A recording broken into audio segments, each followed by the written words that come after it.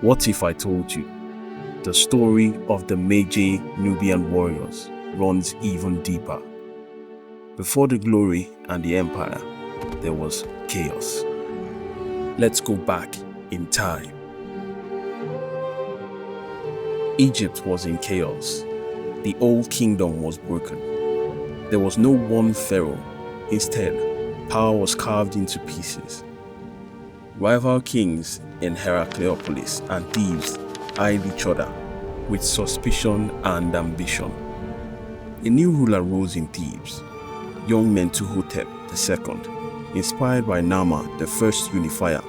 He dreamed of bringing all of Egypt under one crown. He needed warriors like Nenu. Nama united this land once, and I shall do it again. But I need warriors with the fire of Nubia in their hearts. Nenu was a Medjay, a Nubian warrior from Kush. He lived during Egypt's first intermediate period, around 2124 to 2030 BCE, a time of collapse and civil strife. He married an Egyptian woman, Sekathon. They raised children in the shadow of war. War sharpens your arrows, Nenu. But at home, it is laughter that sharpens the soul. We know him through a stone tablet, the Stela of Nenu. Nenu was summoned to Thebes by Mentuhotep. His skills were renowned among the Medjay. His orders: lead secret missions behind enemy lines, destabilize their role, and prepare the path for unification. And from the shadows of the desert, Nenu's band struck swiftly. They cut enemy supply lines, poisoned wells, and spread fear. The enemy archers spoke of the ghost archers of the south. As tensions grew along the Theban Heracleopolitan border, Nenu and his archers gathered intelligence on enemy troop positions near Thinis. When scouts reported Heracleopolitan forces advancing south, Mentuhotep ordered a surprise strike.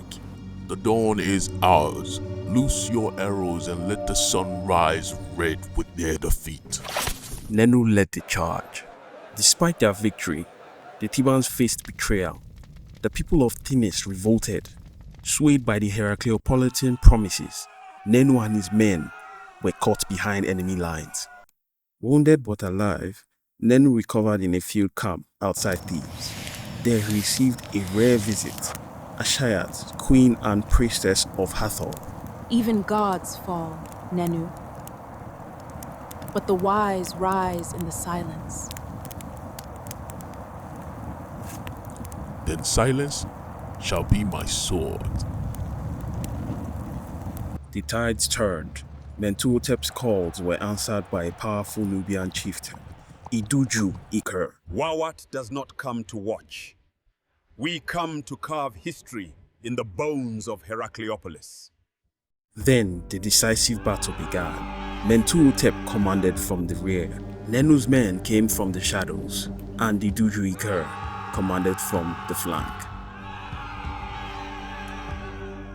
At dawn, Nenu and his Medjay archers marched northwards, passing abandoned villages, signs of famine and fear.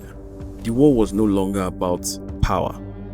It was about restoring order to a broken land. The road to Thinis was paved with blood. Once a sacred necropolis and former capital, it had become a battleground.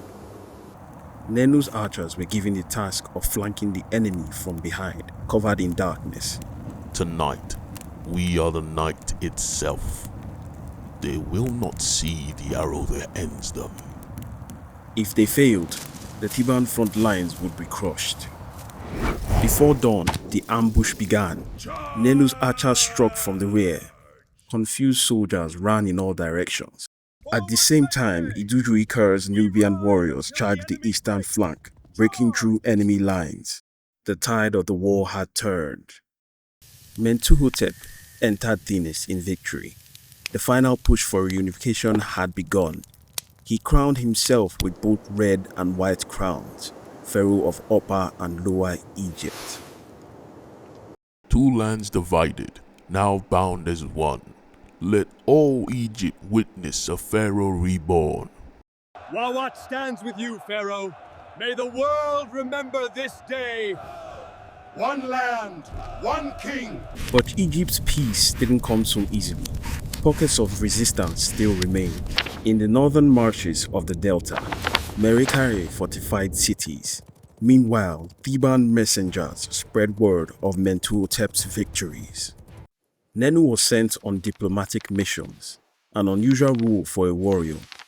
He was to offer terms to a border city still loyal to Heracleopolis, but the city refused. Mentuhotep prepared for the final campaign. Ashayat, his wife, warned him of the tolls of war. She urged him to lead not only as a king, but as a healer. The final war began. Heracleopolis was surrounded. On the Nile, Theban ships clashed with Heracleopolitan defenders. Nenu led a ground assault at dawn. After weeks of sieges, Heracleopolis fell. Merikare vanished. Egypt was finally whole again. Mentuhotep was crowned in Memphis. Nenu returned home not as a soldier, but a father. Here is the Stela of Nenu. Now in a distant museum, it tells the story without words. A warrior, a husband, a Nubian. One of many who shaped the fate of the nation.